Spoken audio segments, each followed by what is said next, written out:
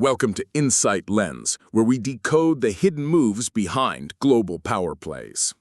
The world woke up in disbelief after 2 tense days of high-level talks in London. In a move no one saw coming, U.S. President Donald Trump stunned observers with what can only be described as a complete policy U-turn. On his Truth Social account, he proudly declared the U.S.-China relationship to be a wonderful one and announced a new trade consensus between the two superpowers. But the numbers he revealed were anything but balanced. America would impose a 55% tariff on Chinese goods, while Beijing would respond with only 10%. The gap was so wide, analysts immediately wondered, if this is really an agreement, why does it look so one-sided? Does this mean the U.S. has seized the upper hand, leaving China with little choice but to concede?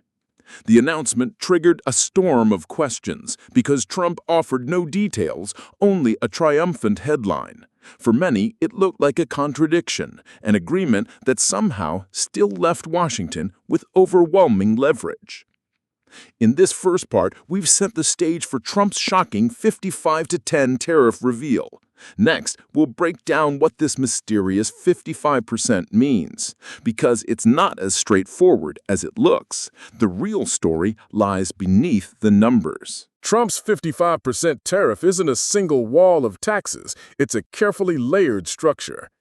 After the initial shock, U.S. officials clarified that the 55 number wasn't entirely new. It was in fact a cumulative figure, combining several existing measures with a few targeted adjustments.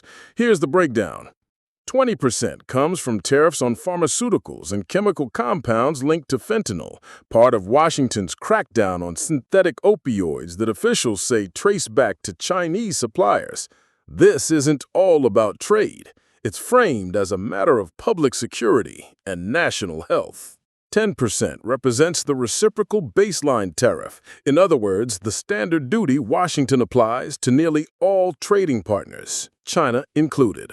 The final 25% originates from the tariffs first imposed back in 2018-19, during the height of the original trade war. These cover a wide range of industrial goods, from metals to electronic components and technology hardware. Precisely the sectors Washington considers leverage in strategic negotiations. Taken together, they form the 55% headline number that Trump touted online. Yet this doesn't mean that every Chinese product is now slapped with that rate. Only certain categories, particularly those tied to security risks like fentanyl-related chemicals, would face the full brunt. Other goods fall into lower brackets, 10%, 25%, or 35%, depending on their classification. So the 55% is less a brand-new penalty and more a symbolic total, designed to project strength. But who exactly gets hit and who gets spared? In the next part, we'll uncover the exemptions and why some of China's most critical exports remain untouched. At first glance, Trump's announcement made it sound like a blanket tax on everything China ships to America. But the truth is more nuanced. Under the new framework, many categories of goods are exempt from additional tariffs regardless of origin.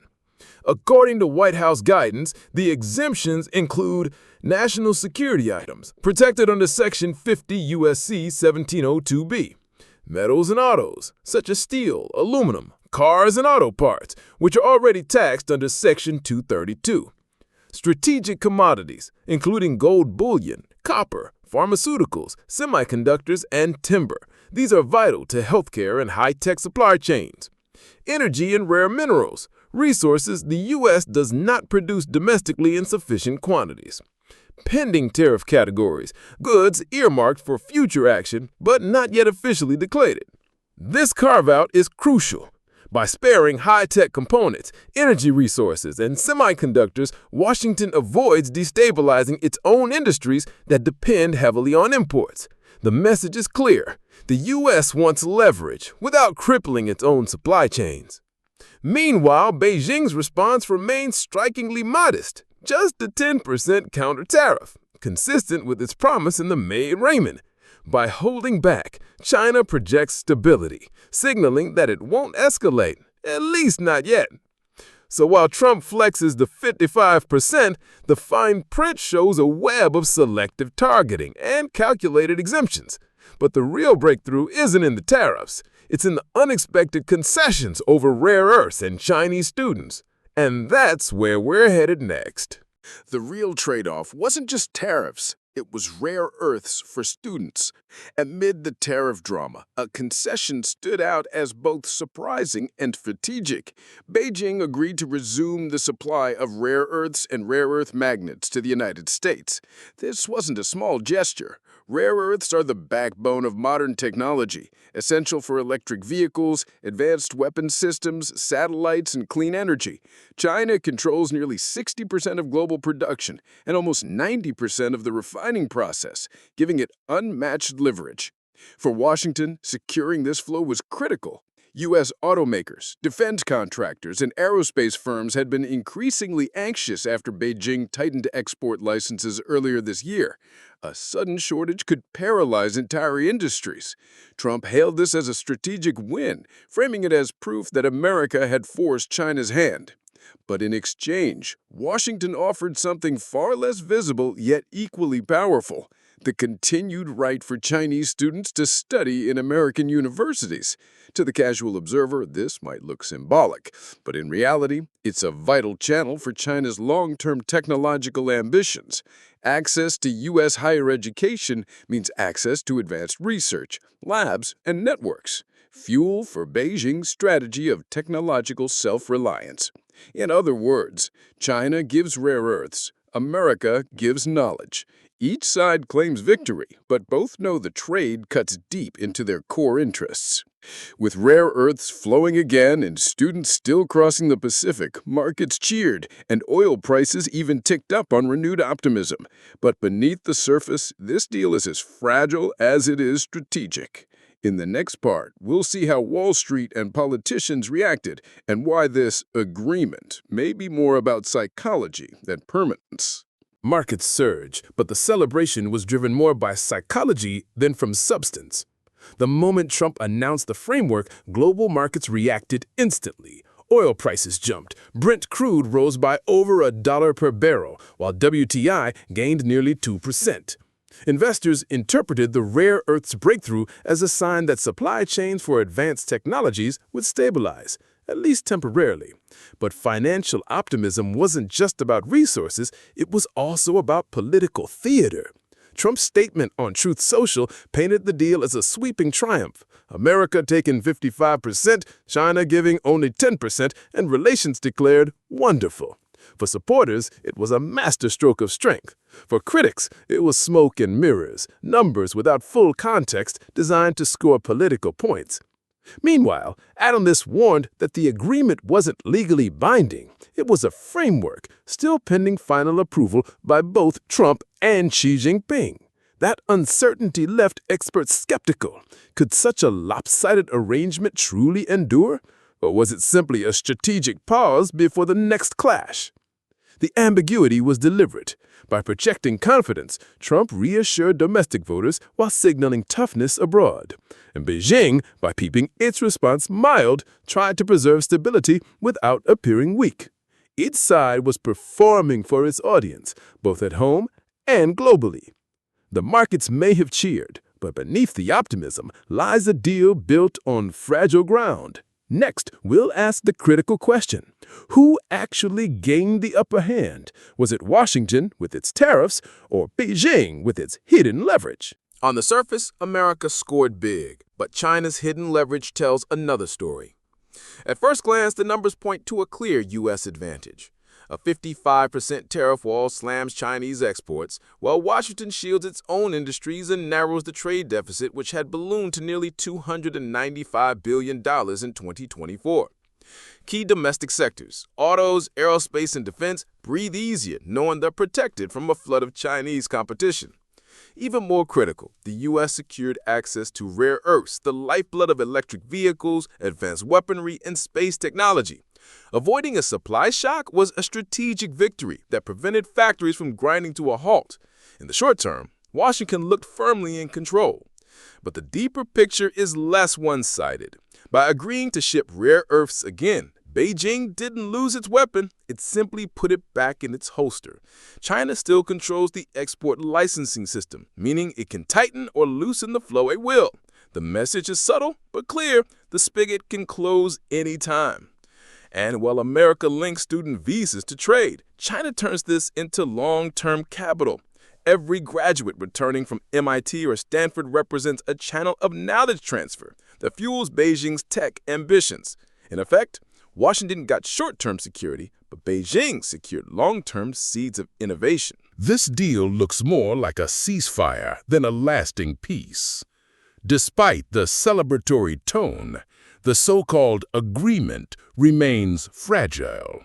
It isn't a signed treaty. It's a framework, a political handshake waiting for final approval from Trump and Xi. Without signatures, the promises could unravel overnight. There's also a ticking clock.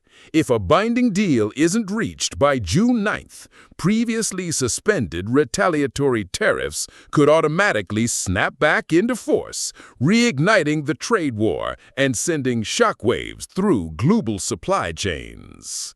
Uncertainty grows when you factor in Trump's political style. He has a record of reversing course with just a few lines on social media.